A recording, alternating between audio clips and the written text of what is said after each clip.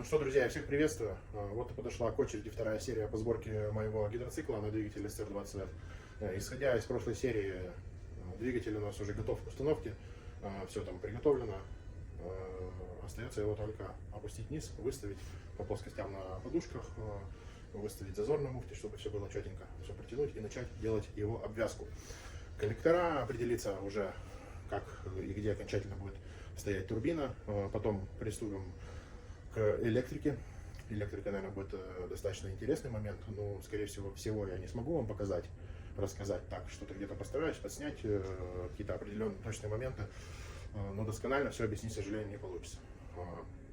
Не знаю, когда будет делаться электрика, скорее всего в третьей серии. Ну, посмотрим, может быть, кусочек и в этой серии попадется.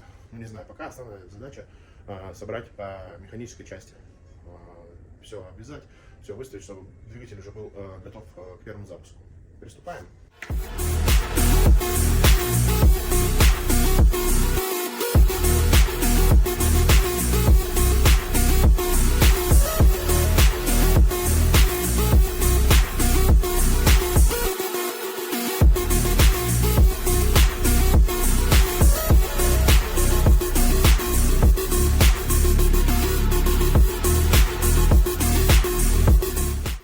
Все, мотор припустил, стоит на передних подушках. Задние кронштейны, в принципе, просто устанавливаются вот так вот, без всяких геморройных движений. Хочу показать о нюансе, рассказать точнее. Здесь есть такой вот нюанс. Сделал пропил в кронштейне вот такого вот формата. Не будем говорить, на чем он похож. Ну ладно. Чтобы облегчить усадку двигателя, когда его опускаешь. Потому что так как подушки стоят под наклоном, когда кронштейн с мотором опускается, эти шпильки упираются мимо дырок в кронштейнах. И постоянно был геморрой. Чтобы опустить мотор, надо просто изматериться. Короче, вот такой вот выпил сделал. Мотор вообще идеально просто провалился. Сел на подушке, все четенько. Ну, а с этой стороны без такого пропила обошлось. Обходится. Вот так вот это выглядит. Все, нержавеющие шайбочки, гаечки. Прикручиваем это все. Обрабатываем какой-нибудь смазочкой, чтобы это не ржавело. И все готово. Потом еще здесь встанет брызгоулавливатель. Это я отдельно его изготовлю, потом сюда прикрутить его будет не проблема. Собираем дальше. Вот про что хотел сказать. Как кайфово ставятся задние кронштейны. Просто идеально. Оп. Без всяких матов, без всяких усложнений. С задними кронштейнами всегда было хорошо. Ну и с передними теперь тоже решилось. С тем пропильчиком в виде, сами видели чего.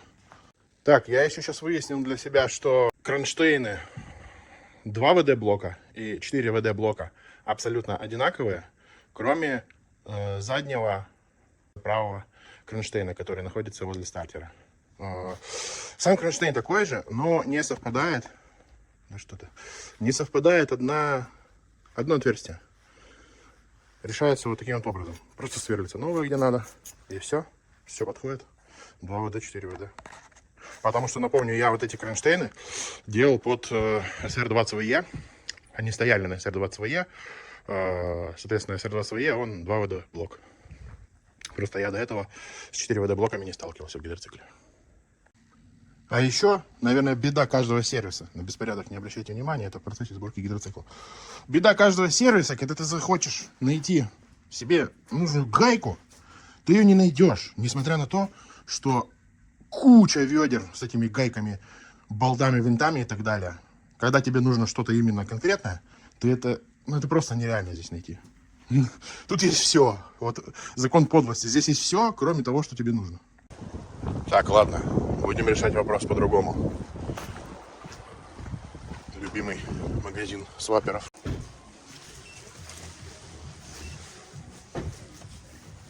Все, купил, что нужно. Это мне нужны были гаечки, нержавеечка М8 с шайбами, чтобы притянуть подушки, шпильки подушек прикрутить кронштейном. Ну, пока в остальном все есть в наличии.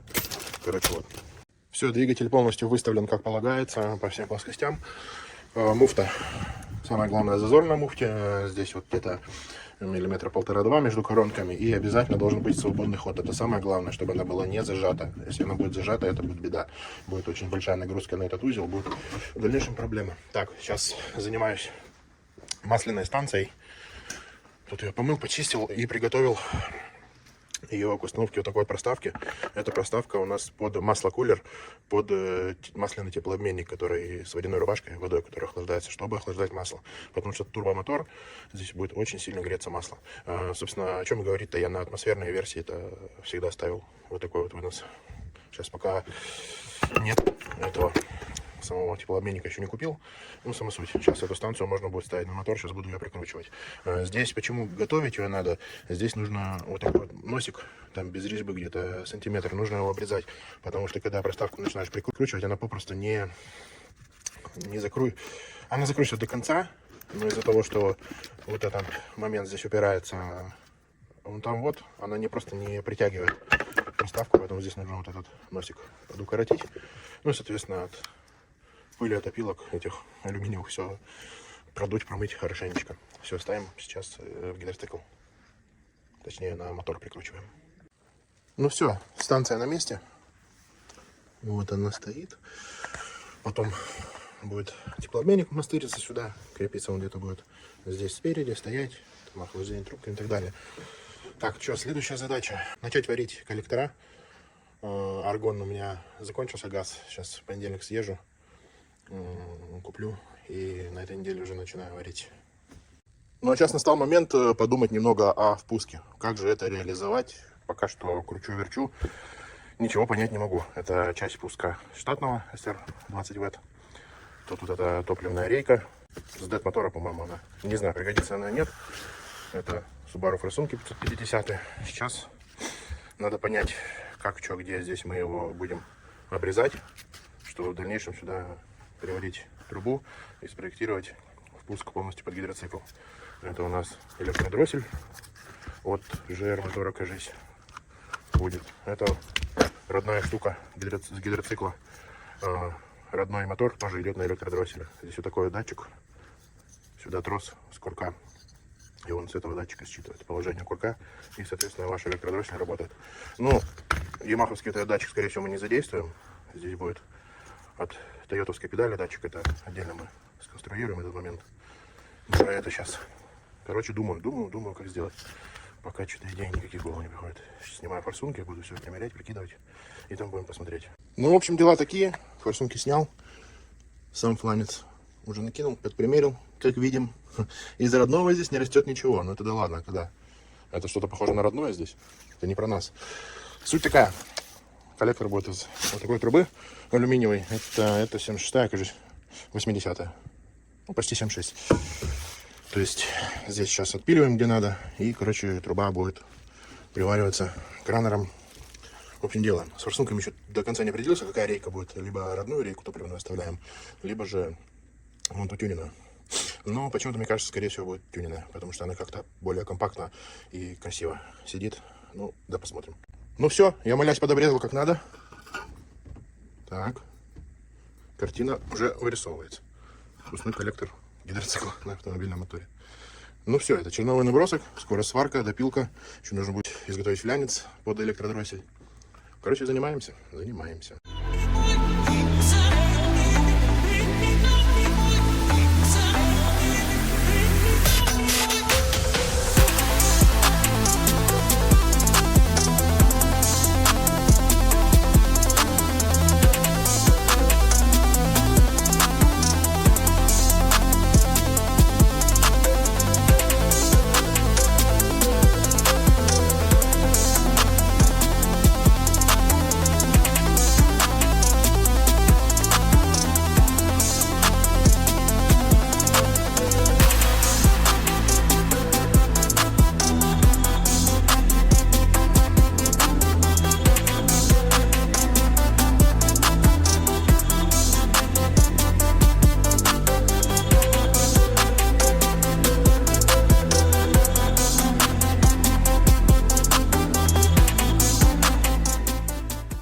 Ну все, у нас есть промежуточные результаты по впускному коллектору.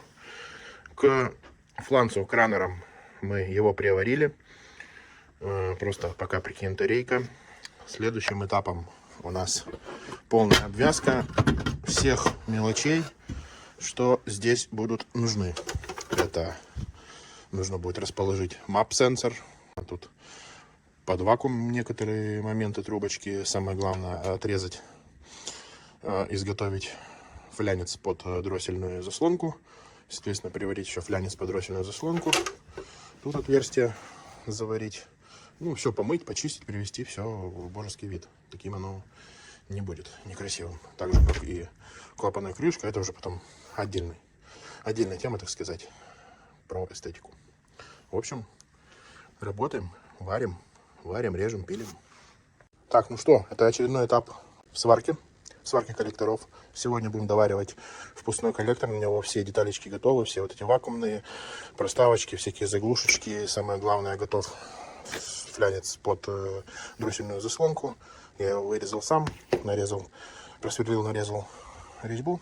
Соответственно, это у нас вот так. Все эти вакуумные моменты, крепления рейки, основное, самое тут получается закладная под мап бошевский. Вот такая вот, с таким вот отверстием, соответственно, резьба под крепление нарезана тоже. Также уже начал мимолетом начал потихоньку делать уже работы по нержавейке, точнее по выпуску. Это у нас начальный этап по созданию выпускного коллектора. Это основная труба, то есть с небольшим запасом. Здесь где будет турбина, под длине там еще прикинем в гидрике. Посмотрим, как что куда устанавливать будем делать. Получается, это раннеры. Труба сама 50 какая-то, что ли, в 65-й рубашке она будет. Соответственно, после того, как вот это приварится к раннерам, к флянцу, здесь также будут нарезаны окна, она будет распущена, и вот эта конструкция вся будет закрыта, будет создана рубашка водяного охлаждения. Что, ну, начинаем сварку, начинаем делать. Сварки здесь будет очень много.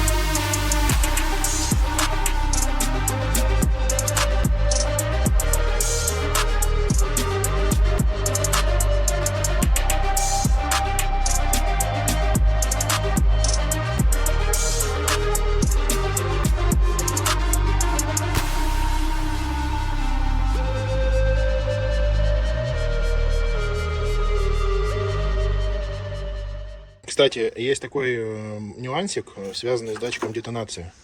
Собственно, вот, это я изготовил переходную косичку на него. То есть здесь идет разъем, потом с основной косы он будет здесь включаться. Суть для чего это? Датчик детонации стоит под впускным коллектором. Когда будет стоять стартер и впускной коллектор, вся эта байда здесь будет собрана, будет проблематично его снимать, если там косу отстегивать в дальнейшем будущем. В общем, вот такой вот переходник изготавливается, датчик детонации будет прикручен вон там вот, соответственно, а вот эта фишка просто будет где-то располагаться, грубо говоря, вот здесь. И то есть в дальнейшем не составит проблем никаких по подсоединению датчика детонации, потому что он будет выведен наверх, уже когда будет стоять стартер, после коллектор, все это будет собрано. Итак, думаю, пора уже подвести итоги второй серии. Двигатель у нас уже установлен, выставлен по всем плоскостям, выставлен зазор на муфте и так далее. И готов к установке навесного оборудования на него. В этой серии мы сварили полностью впускную часть. Крепление на рейке, тут под 550 форсунки, все готово. Этот узел берется, в скором будущем будет установлен в гидрик. Также я начал делать выпускной коллектор, уже сам основной коллектор готов, даже уже распустил рубашку на него, вот так вот. В общем, занимаемся. Продолжение следует. Еще будет очень много чего интересного. Думаю, уже в третьей серии мы начнем заниматься электрикой, по-любому. Ну и, возможно, даже будет пробный запуск. Там не буду точно говорить, но возможно.